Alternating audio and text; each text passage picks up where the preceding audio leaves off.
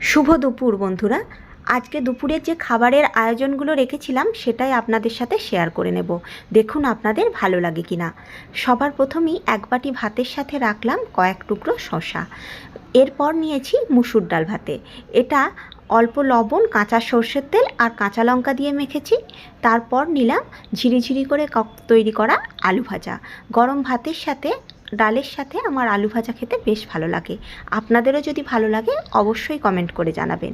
এটা হলো সজনা ডাঁটা আর আলু দিয়ে তৈরি একটা সবজি, যেটা সর্ষে পোস্ত দিয়ে তৈরি করেছি। আর নামানোর পর অল্প একটু কাঁচা সর্ষের তেল দিয়েছি। তার সাথে রাখলাম এক বাটি ডাল। এর সাথে নিলাম শেষ পাতে মিষ্টি মুখের জন্য বেশ খানিকটা আমের চাটনি। তার সাথে এক গ্লাস জল তো আছেই। আজকের এই দুপুরের সাদামাটা খাবারের আয়োজন আপনাদের কেমন লাগলো তা অবশ্যই কমেন্ট করে জানাবেন। ভালো লাগলে লাইক ও শেয়ার করে আমার পাশে থাকবেন।